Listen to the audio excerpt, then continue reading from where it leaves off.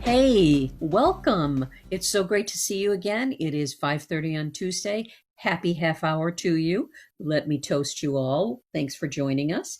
And let me hit these chimes. I love the chimes.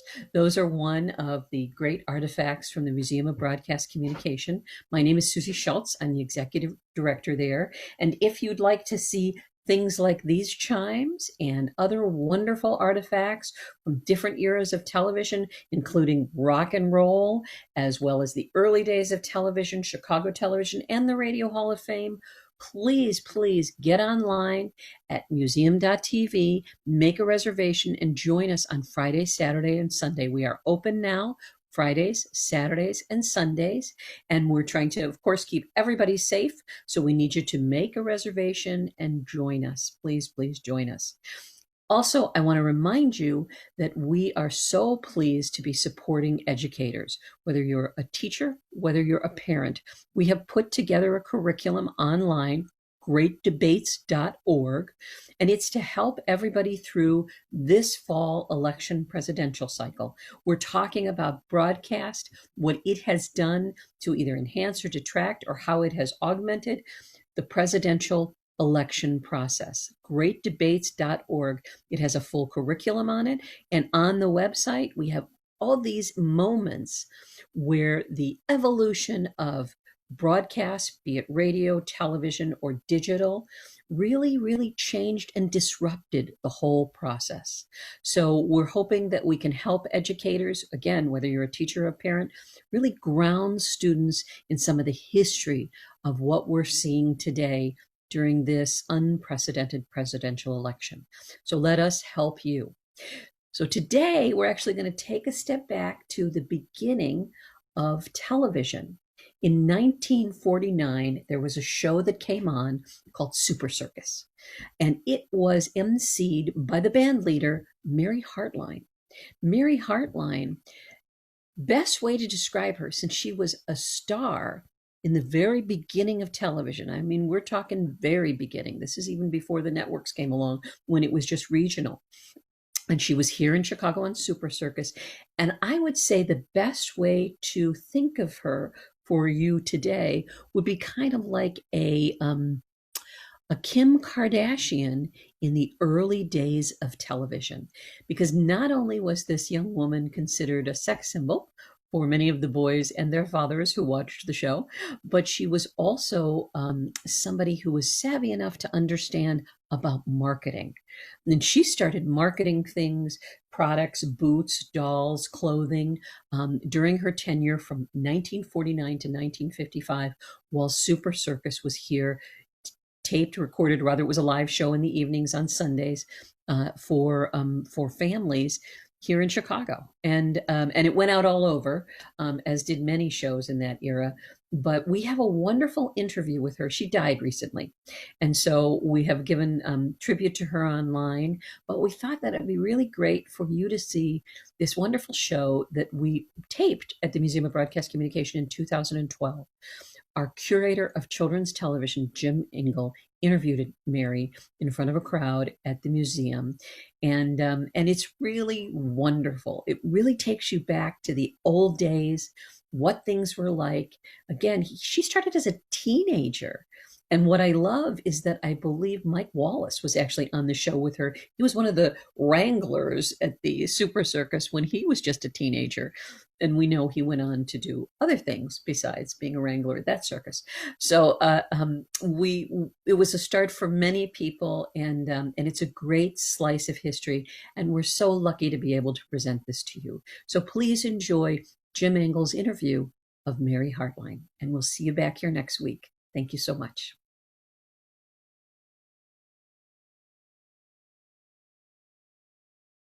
I want to welcome all of you. I think we're in for a really wonderful afternoon here. And in some ways, I'm glad this is kind of an intimate group. I think when people come out and you want to meet people who are people that, you know, entertained or inspired you, sometimes it's sort of daunting. And I think, as Bruce mentioned, you'll have a chance to meet Mary before. This is really kind of I think, a rare opportunity. This is someone from the earliest days of television. This is someone who really goes back to the beginning of television. And she doesn't have a lot of peers or contemporaries left. A few weeks ago we had Hugh Downs here and we had Betty White here, and they certainly are from that era. But not only was she one of the earliest actual celebrities in television history, but she was probably the first major female television celebrity as well. And a very iconic one. If you had a chance to look at the display cases, you saw dolls, you saw photos, you saw advertisements of a woman in a kind of a mini-skirt band leader's outfit with a baton, and that whole image, I'm not doing it justice, but that whole image is a very iconic one. You think back to those, Howdy Doody, maybe Edward R. Murrow on a telephone, or maybe Milton Berle in a dress. Those are very strong icons. And here today, Mary is here, and she's someone that actually goes back to that period. And she was part of history, and she made history. And really a lasting impression for, as I think you'll discover, a career in television. It really was not as long as some of the other people that we mentioned. She's been here twice before. I don't know, have any of you met her or been to any of the occasions before? She was here 10 years ago when we opened the exhibit that Bruce mentioned, Puppet Pies and Prizes. There's a photo of her in the case there cutting the ribbon. And it was interesting to see her then because she was here with really the other surviving kid show hosts of that era that we could find, Ray Rayner, John Conrad, Bill Jackson, different people. And as the time goes by, these opportunities disappear. Since the time we did that 10 years ago, Ray Rayner is gone, John Conrad is gone. Jim Stewart passed away shortly before that. So I'm kind of giving a little build-up, but I just think these are great opportunities. It's great that you guys came out for this because these are not the kinds of things that happen very often, and this is a great place for those kinds of things. So she is back today. We're going to talk about her career. There may be aspects of her career that you're not familiar with. Where she got her start. She has a fascinating story in the sense that she's really kind of the kind of success story that doesn't happen anymore either. A small town girl who gets kind of discovered for her looks and her talents, ends up in a new medium like television, and makes a big mark. And here we are, how many years later, some of whom, and I gather, having talked to some of you beforehand, some of whom have actually experienced this in real life. In fact, let's have a show of hands. I know I met one person, I heard there's 2 or 3 that actually were at the Super Circus tapings. You can raise it higher than that. Your people here can see it.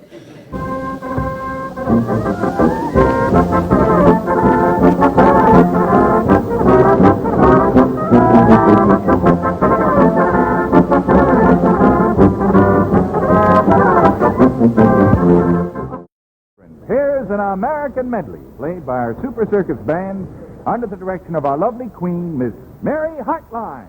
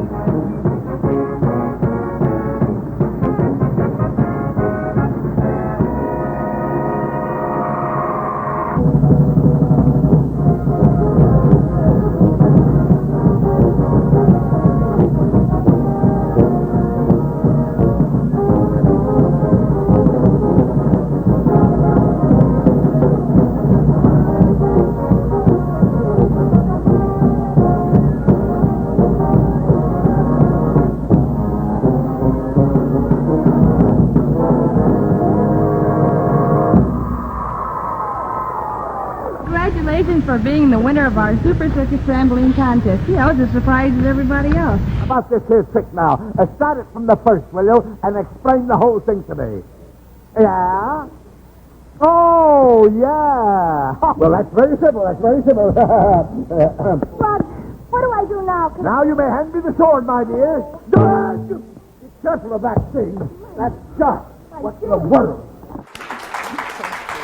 Well, Mary, we're delighted to have you back, and we have a very rabid audience wanting to hear about you and your career. You started out in a small town. You originally Yes, Hillsboro, Illinois. So Right. Illinois, My father right. was a postmaster there. I went to school there for 12 years and loved school. I adored school. I really did. And what was your favorite topic? Because I think it kind of leads in. You had an early interest in Probably the band. the band. Yes, music.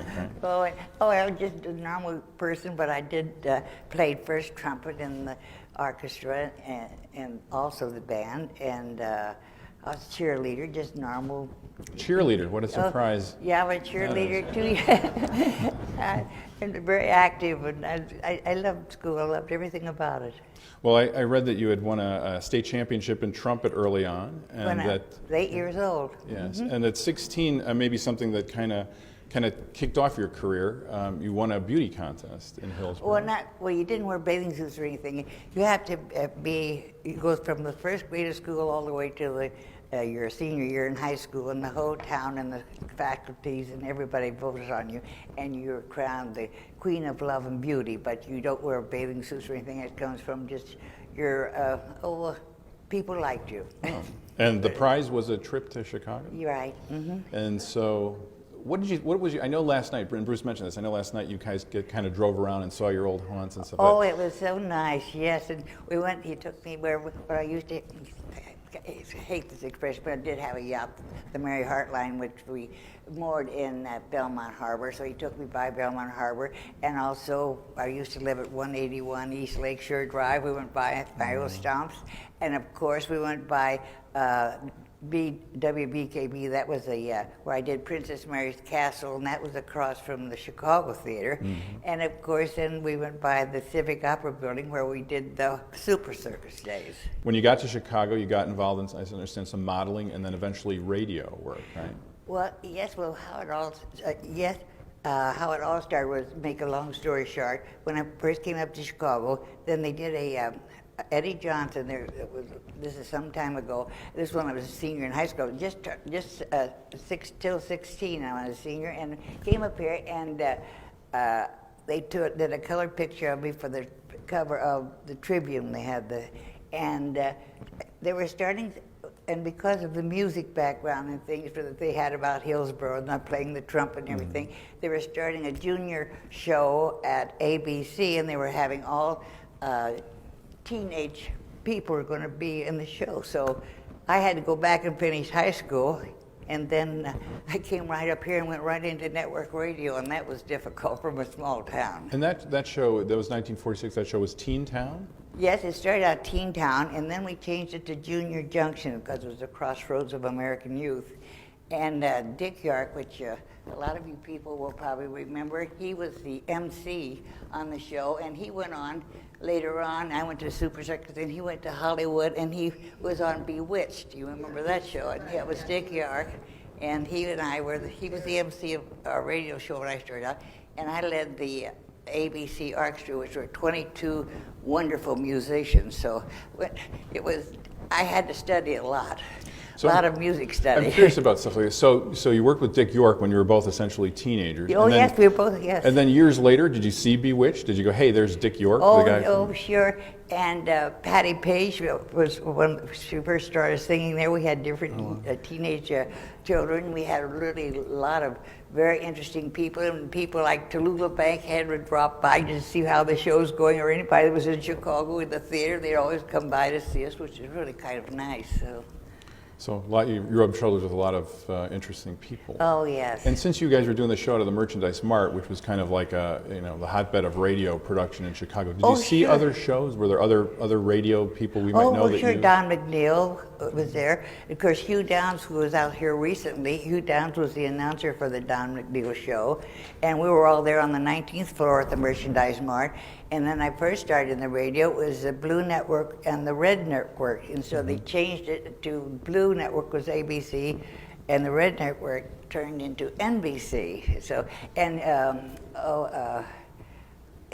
they were just very interesting people there all the time because all the radio was coming out of there. Right. Did you enjoy radio? Oh yes, I did. Well, of course, the teenagers. I led the orchestra, and also I did a teen fashion notes too, and then we did skits and then with Dick and the rest of the cast. Is he would you have stayed in touch with any of those people during the years, or were you just later on surprised that you would see someone like Dick York on television? Or no, well, actually, we did. We had one time we crossed paths in New York and things like that, but he was in traveling around, and I was doing my traveling around, but always remained friends. So. Radio kind of became your segue to TV, and you can correct this if this is wrong, because I've seen it accounted for in a couple different ways.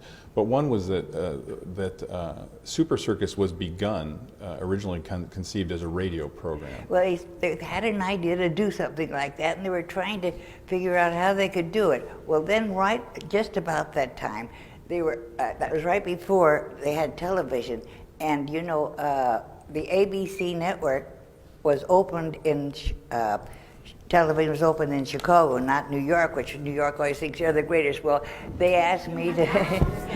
We know they're not. Yeah, well, they found out. Yeah. But anyway, they had Ed Noble, who owned Lifesavers at the time, owned ABC.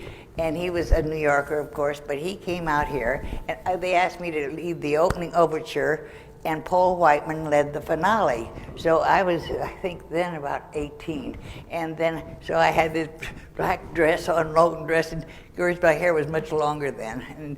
And I was leading the orchestra, and I understand that Mr. Noble said, "Who is that girl?" And that's all he had to say, and he says, "Get a shofar," and that's how it kind of, so that's when they thought, well, gosh, you've got the Super Circus thing for radio.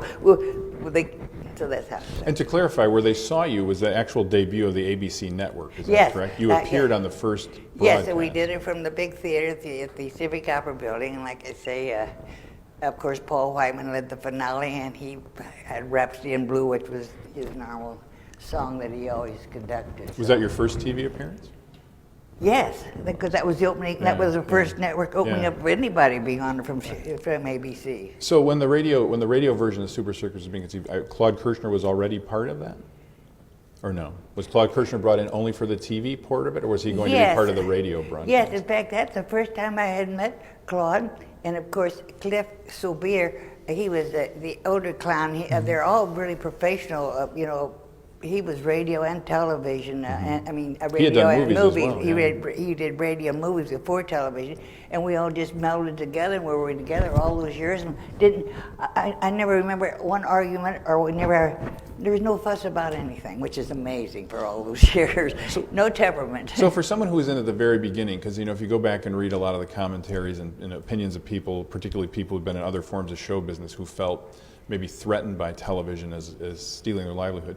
What was your feeling about TV in the early days? Did you think it was something that was going to last? Were you skeptical? Were you excited? I didn't even think about it. I was so young, really, which was true. When we did the first television, I would have been just about 19, and because I started radio when I was just 17, then I was there for a year or two or something, and then I don't know. I did everything to me, and my whole life has been, no matter what I do, I enjoy it. I don't think about what is going to. You just do the best you can, and of course things are frightened. And in those days, today they have teleprompters and everything, and idiot sheets and everything. We had nothing like that. When we went on, we didn't have any teleprompter. We had to remember every line, do the commercials, and thank goodness in all the years I never missed a beat. But we didn't have anything. We had to learn our script verbatim, and there was no retakes like they have today. Tape, if somebody says up there, "Hello, I'm Sadie Glotz," and if they don't have Sadie Glotz there, "Hello, who am I?" But no, we didn't have anything. We learned everything, and it was good for your memory, because today somebody tells me something, they say, "How did you remember all that?" I said, "You just learn it, So here you are at 19, you're kind of at the beginning of a whole new era of entertainment, and one that's obviously still around today and still one of the major ones. You say you just were kind of doing whatever came next without particularly wondering, but tell us a little bit about what it would be like to, as a 19-year-old, to be at the beginning of a network show like that. What was a day like for you? What was it like to go to work, and what was early Super Circus like?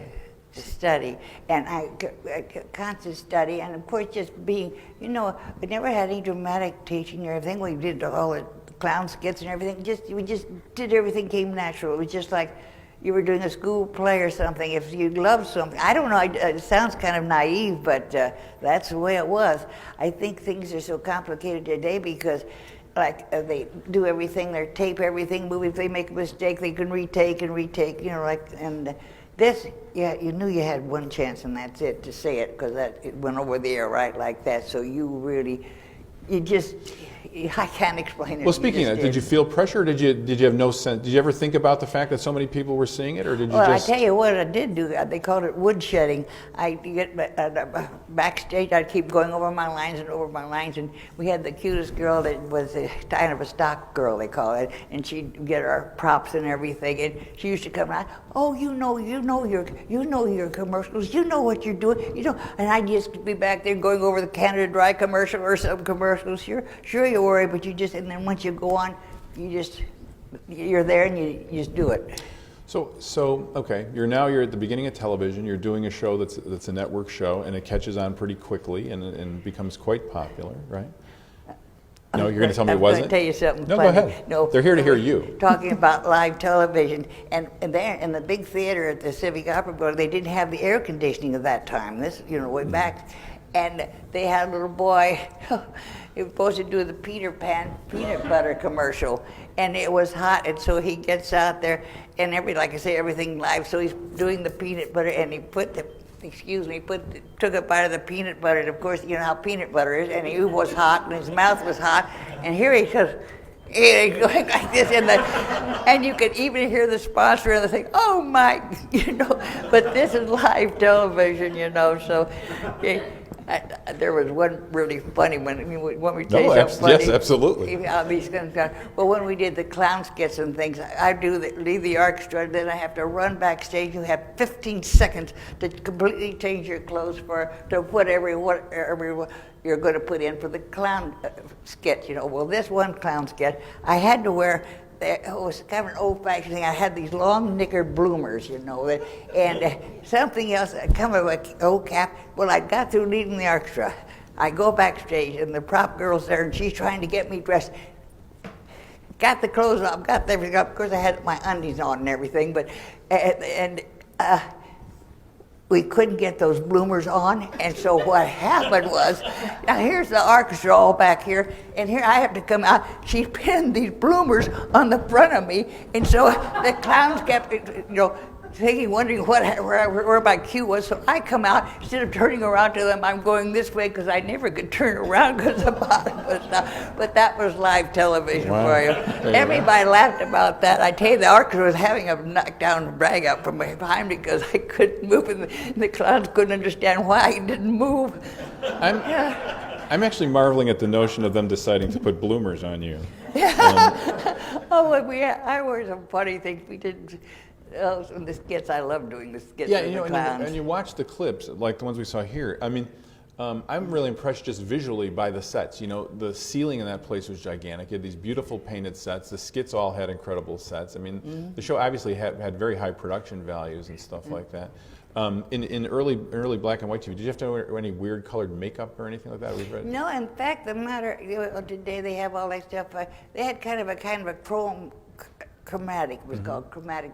And it's like a pancake makeup, and we did our own makeup. We did everything. Today, everybody's got their beauties, and we just did everything ourselves and got on with it. We heard stories of people who, women who had to have green makeup on or something, so it photographed that. You didn't have to do anything. No. Of course, the clowns had their makeup, but I just went on the way I went on, and hope for the best.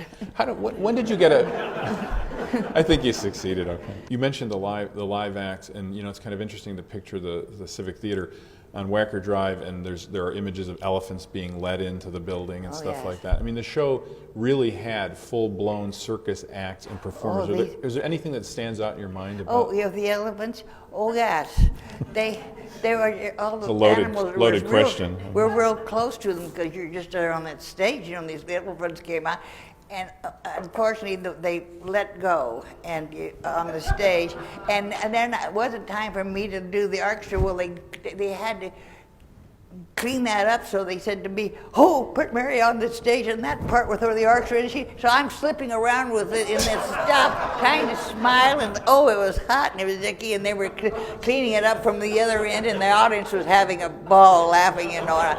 Oh yes. Yes, we've had some strange ones. Vernon the Vindictive Vulture. Yes. He was a great big vulture, and the man was showing about the animal, and he decides to take off. And here he's going, and the audience was taking a big kick, and he was swooping, you know, over the audience, and finally they got him in, but he had a wing spread, and really something again. Wow. And then... was he really called the Vindictive Vulture? Yeah. So that might have been a tip-off. I called him, that's what we named him later. Yeah. He was Vernon the Vulture, but the Vindictive Vulture.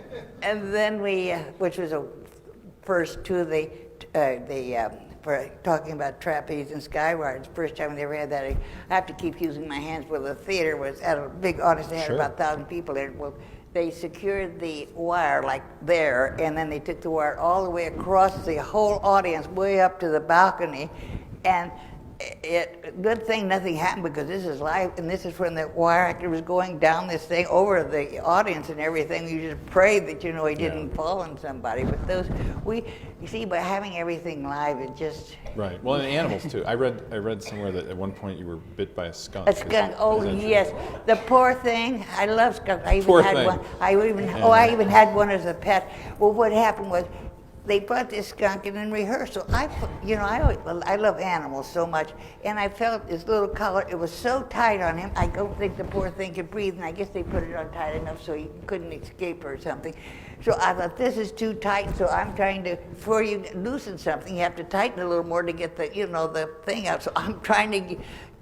And he thought, I guess I was choking him, so he gave me a bite. Wow. But it was no big deal. Well, one of the things that's evident from the displays here, and I think one of the things everybody knows about you, and I think even to the degree of people who may not even know the show, because there's all kinds of collectors out there of different items and stuff, but you pretty quickly, like Howdy Doody or something, became an icon that was licensable, and merchandise was creative. And you had a lot of merchandise. I had 36 manufacturers. Yes, we had the doll, and we had Obatons, and there was times there was some bracelets and things, but there were 36 different. It was all the Mary Hartline Enterprise, which they had the dolls and things, and yes. Did you have a favorite amongst all that stuff? Of all the, I think probably the doll. Yeah. And of course they copied the red, the costume that I donated to the museum just recently. Was my original red one. The original red one, which was, they made duplicates of that for children too, which did very well, and that's the same costume that's on the doll. And the dolls are still extremely collectible. I think there's probably people who collect the dolls that don't, and probably never saw Super Circus, have any idea what it is. Yeah, they're still trying to get them, and I find people, they would come and call and ask if I could, they think I'm still manufacturing dolls, that I get dolls, Well, I tell you the truth, my sister had one in her living room, this is several years ago, and somebody stole it right out of her living room. Yeah, I was nowhere near your sister's house. Yeah. But I still have people, trying to collect them, or they tell me when they can get them on eBay or something. Yeah. Yes, and I was just getting tickled to hear when I was talking to you, and looking over and seeing Stud Circle's face. He was in the studio at WBKV there, and also the other ones, and all of us were in rehearsals. I always enjoyed him so much. Yeah, we lost him very recently. Yes, and they had a wonderful thing about him. He was a wonderful man, very intelligent. I'm going to digress back to dolls for a minute. I'm surprised they never made more of, I guess they didn't have them at the time, but more of a Barbie-ish doll of you. You know what I mean?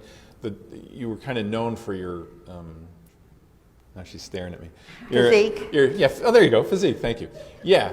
I mean, the doll is very cute, and it's adorable and everything, but it's just an in those days, we didn't have to talk about things like that. Well, I'm going to talk about it. In those days. I'm going to talk about it a little bit now in a very polite way. But, a lot's been... Go ahead. Excuse me, someplace I did read, and some of the things when I was trying to find some things for Mr. Dumont here, I saw something where it did say that something about the dollar, and it said in some article it had a bosomy physique or something. Yes. It seems to me That's, someplace the person who made that observation doesn't Yeah. have much in the way of standards with regard to that, I Yeah. would say.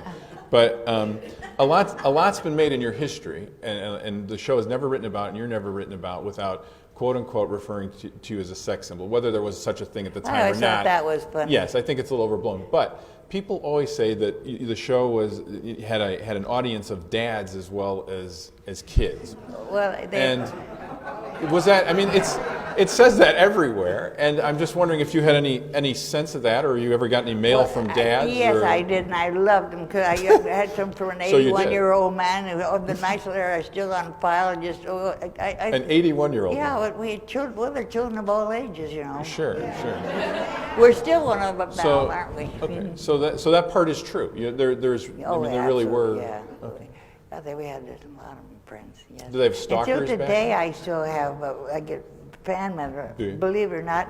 No, I and do I'm believe it. just, I'm really low key, very low key, and I'm surprised people do. I'm seriously, if they do remember it and everything like that. And they do. just like I'm so glad to see all of you here. That's very nice. I want to ask you a little bit about just quickly about a couple of your other shows, because someone in the back is going like this to me. You simultaneous to Super Circus, you were doing the Mary Hartline show.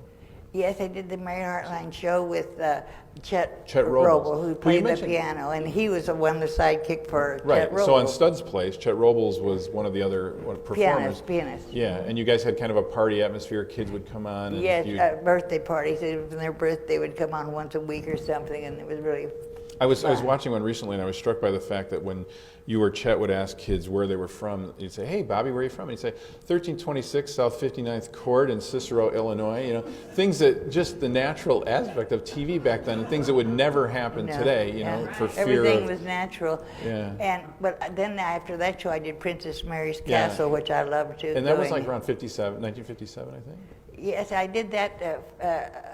See, didn't take a day off from them for 15 years from ABC. I was, Yeah. 5 days with Princess Mary or one of my other shows, and then Super Circus. So, that's how I. And I'm sure Super Circus was your favorite, but like Princess Mary's Castle is a show that has. Oh, a I love following. that show Yeah. because I loved Windy Widget and the Cockcrow and the magician that came on.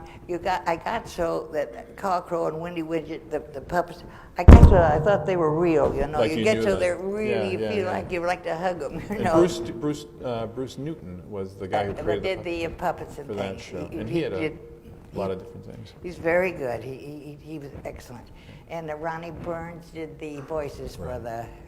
So you got into TV very early on, around 49 with Super Circus and the beginning of the show. 48 was Super 48. Circus. And then you did obviously the Mary Hartline show, which became Mary Hartline's Party, and Princess Mary's Castle. Mm-hmm. And then when we get to like the 60s, you said you hadn't had a break in a long time. But I didn't take a day off in all those years because every time the cast would get 2 weeks off, they say the ABC comes to me, well, look, you've got to stay on during the summer. We were live 12 months of the year. We didn't have a hiatus. And they had different sponsors for the summer, and they weren't going to sponsor it if I wasn't on it. So I had to go through the summer, and I just kept, now I think about it, I wonder I didn't go completely crazy. In 1955, the ABC executives in New York decided to move Super Circus to New York from Chicago. Yeah, they thought they'd make a success of it. We had such high ratings. We were Yeah. the highest rating shows from Chicago, better than the New York ABC people. So after all these years, I guess 5.5 years, we were very successful. They decided to move it to New York and make it a success. Well, what they were trying to do, which everybody knows, was their highest rating show till they got Disney on their same ABC. And so they said that we were going to be moved, but the trouble is they came and they talked to me and they said that I was going to go to, they said we're taking you to New York, but they weren't going to take the rest of the cast. And I said, oh, no, I'm not going without this cast. And they said, but you have a contract with, these are people from New York that came here. I said, I beg your pardon, I've been with ABC all these years, I've never had a contract with them. I thought they were going to faint. They couldn't believe, they couldn't believe that out here that they didn't insist. Well, I just did a handshake and I never asked for more money. I never was temperamental. They'd never heard of that, you see, but I told them I didn't have to go to New York, and unless they took the cast, I wasn't going, and I would still stand by that. And what happened was that, so they did have it in Chicago, and in New York, and I think they had Jerry Colonna as an MC. Colonna, yeah. And I don't know Sandy the Worth, rest of who was there, but they only were on 1 month, and They killed it. it was the end. Which I think is a testimony to you guys. Obviously, the show didn't succeed Well, without the cast. It was just silly. I guess they didn't want to spend the money to take their cast with their wives or husbands or whatever. And that's not fair, because I just wouldn't do that. You know, you look at just terrific shape. Oh, Can you tell me what's your diet and do you exercise? I just eat what I feel like. Really, I don't, overindulge in anything, but I just do eat just anything that the system feels like, and I have great energy. I've always had great energy. And until I came back when my mother wasn't well to Southern Illinois, I played a lot of tennis, which I do adore tennis. But So- I haven't been able to do that for a couple of years because So you don't have like a steady diet of like Snickers, Kellogg's, and Canada Dry? yeah. No, not really. You're welcome here. I'd tell you if I did, but Hello, yes. Ms. Hartline. It's a pleasure to meet you. Nice I have to two meet you. questions, if that's okay. One of them goes with what he just mentioned. right. How did you learn how to twirl a baton, and if you still do that? But this sounds crazy. I taught myself, and I tell you why. I wasn't a majorette, like I always admired the majorettes, because I would play in the marching band, trumpet and everything. And then when they were doing the Super Circus, they wanted for something with the band. Instead of leading the band, there was some kind of a parade we were having.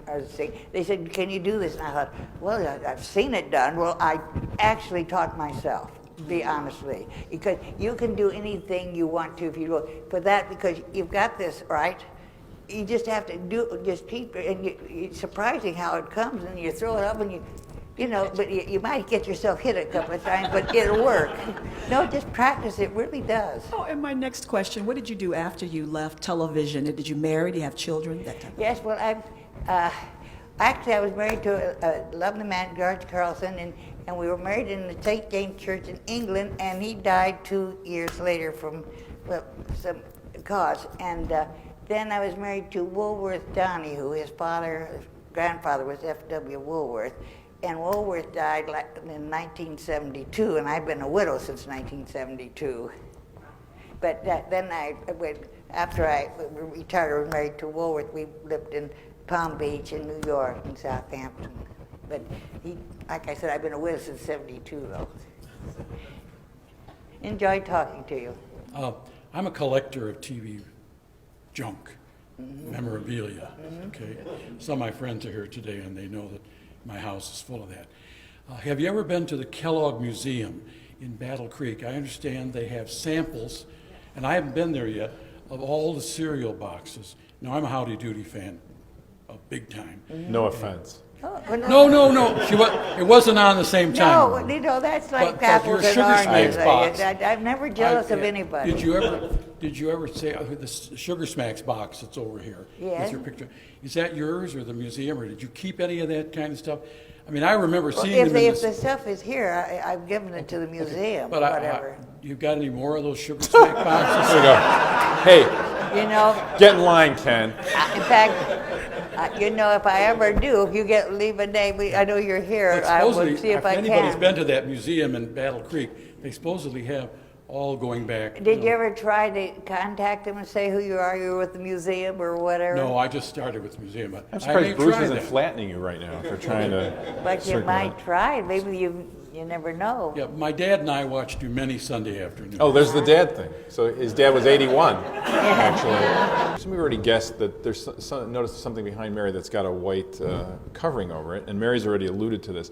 If you were here in the past and saw the exhibit called Puppets, Pies, and Prizes, the dress that was on display at that time was one of your blue kind of sequin bangly dresses, and it was very cool. And it took me a while. Actually, I find this interesting. Maybe you guys all know this, and maybe you don't. But the symbol, your symbol always was literally a heart with a line going through it, right? Oh, yes, but can we just have a minute here?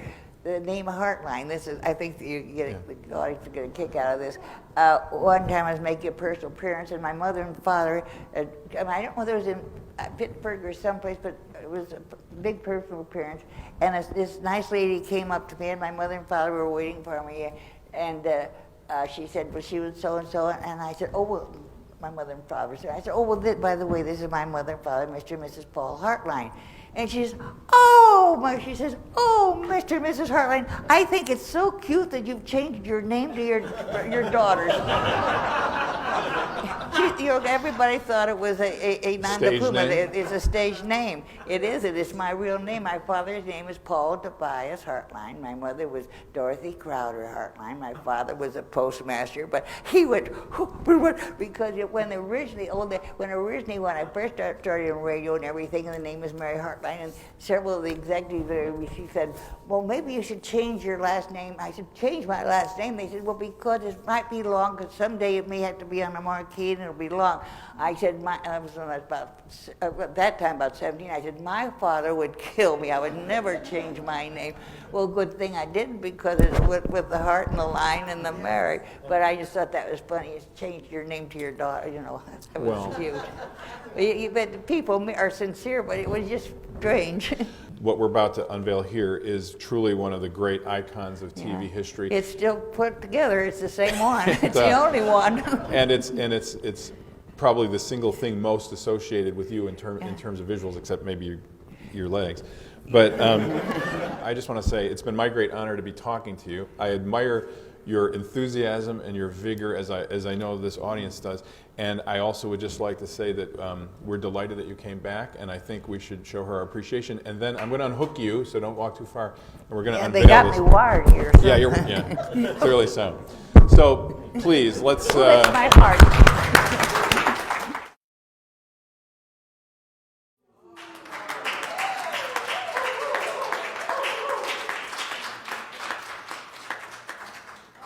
This is great. This is the magazine covers, the ads, the dolls.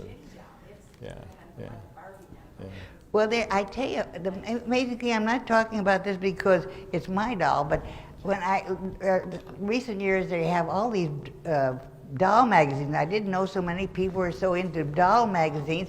Well, this lady from Chicago had contacted me. This is about 15 years ago or something, and she wanted to talk to me because she does all the about dolls and everything. And I learned that they said that this doll was one of the best dolls that was ever made, and that all of her things work, and they don't break if you have to fix them. And I didn't know that either. And they said that she was one of the best made dolls, which I think was very nice.